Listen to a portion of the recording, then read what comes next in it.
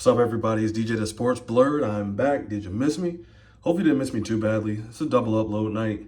So if you watched my first episode or my first video I put out tonight, hope you don't miss me too much. Hey, I want to talk about Coach Prime and the Buffs really quickly. Before I get into it, please, you know what I'm going to do. If you like college football, if you like sports, please consider subscribing to my YouTube channel. I really appreciate it, man. I'm super thankful for all the subscribers I've gotten so far. I'm super thankful for anybody who's left a comment, who's liked a video. I truly appreciate you guys very much, and I mean that from the bottom of my heart. But trying to get to 750 subscribers. Please join me on my journey, and let's grow together. All right, so Coach Prime and the Buffs got absolutely humbled today. I had a lot of views and thoughts about Coach Prime and the Buffs, what he's able to do to that program, the turnaround, having a team that was 1-11 just 2 years ago. I believe they were 5-7 last year. And then coming out and then only losing 3 games this year has been a pretty big deal. Getting them to a bowl game, not a huge bowl game. Alamo Bowl is respectable. Ohio State played in that bowl game, when Jim Tressel was the coach there. So it is a respectable bowl. And to get them from 1-11 just 2 years ago to a bowl game, is very commendable. But I felt like the Colorado Buffs have been pretty much smelling their own press clippings. They've been reading their own press clippings. They've been smelling themselves a little bit too much. They've been getting some pretty big heads. I look at Shedeur Sanders. Love him as a quarterback. I think he's a phenomenal quarterback. Think he has great arm talent. Don't think there's a throw he can't make. I know he's probably going to be the #1 pick to the New York Jets, but he's been getting a little bit ahead of himself, and I think that his vision right now is in the NFL. When he went to this game versus BYU, I don't think he was really interested in it, and I'll explain why. I saw something on Instagram earlier today. Man, this guy had red and blue cleats with the New York Giants logo emblem on the side of them. Now, I bring that up for a couple of different reasons. Number one, why do you need to have red and blue cleats if your team is black and white? And then number two, the New York Giants haven't even been selected as a #1 pick yet. So why would you even want to put that out there? And you might not even go there to begin with. I don't believe that if you are a son of Deion Sanders, you're going to be just the most humble person in the world. And I understand that coming, behind a dad like that and to have some of the accolades and to have done some of the things that Shedeur Sanders have done, I don't expect him to be the most humble person, but I would prefer if he toned it back just a little bit. I think the team in general has been riding a little bit high. I've seen so many YouTube videos and so many Instagram posts with some of the Colorado Buff players driving around in Lamborghinis and Maybachs. Like, I'm happy for those guys to get NIL deals, and I think they've deserved it. But to be honest with you, if you're a college football player, what do you need to do driving a $500,000 vehicle? I don't mean to hate. And maybe the Maybachs are a little bit less expensive, maybe $250, right? Maybe $300.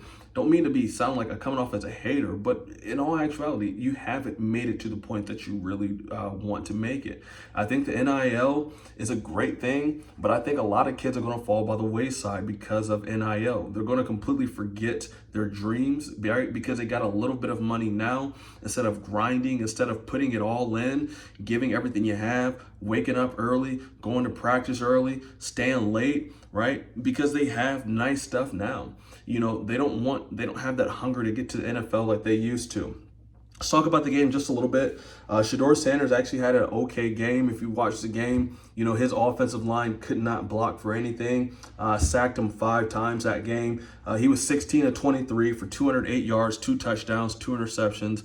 Probably not the best way you wanted to go out, especially if you're still kind of fighting for that #1 pick. Probably not what he wanted. Probably not what he envisioned going out into the field that day.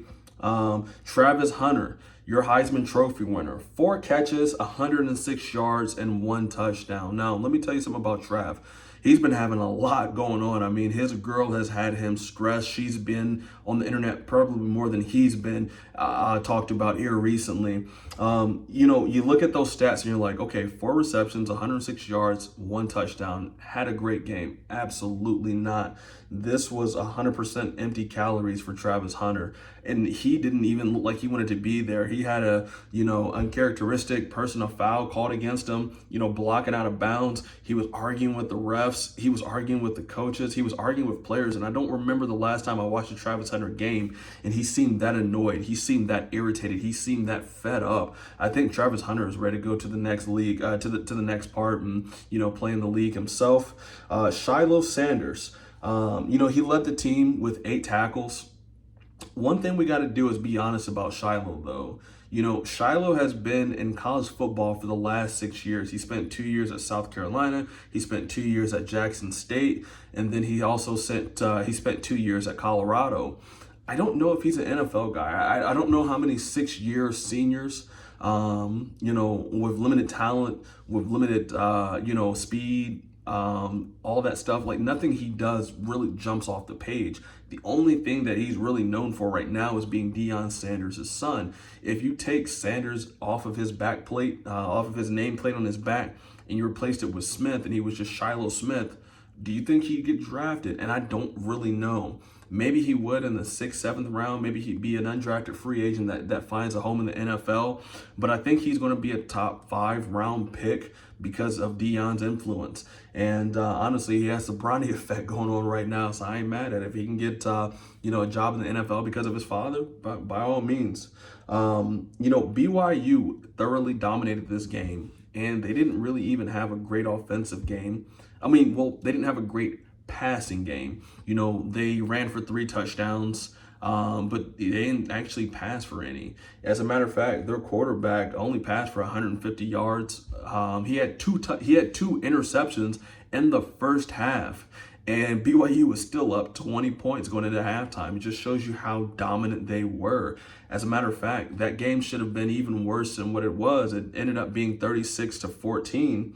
But that game probably should have been a little bit worse because there was a red zone interception that the BYU quarterback threw, and Colorado did absolutely nothing with it. As a matter of fact, they really couldn't get their offense started throughout the whole game. I know they had a couple late touchdowns, but I don't really like to count those. Those touchdown passes that you get in garbage time, I don't really count.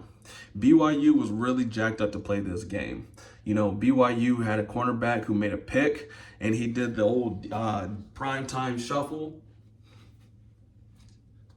He did that, man. And this was in the 4th quarter. I think that BYU went out there. They had heard a lot about Colorado. Colorado's, they're always on the news. They're always in the media. They're always on TV. Deion Sanders, his son, Deion Sanders Jr., he has his own YouTube channel, which is very huge. And, it's all a lot of behind the scenes. And, it just looked like Colorado came into this game a little bit too confident, a little too cocky. And I think BYU saw that and wanted to send a statement. If you think about it, this game was such a thorough beating that BYU outscored Colorado 3 out of the 4 quarters.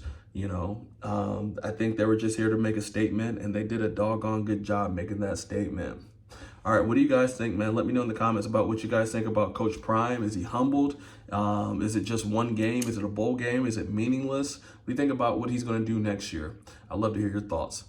Take care, guys. I'm out of here.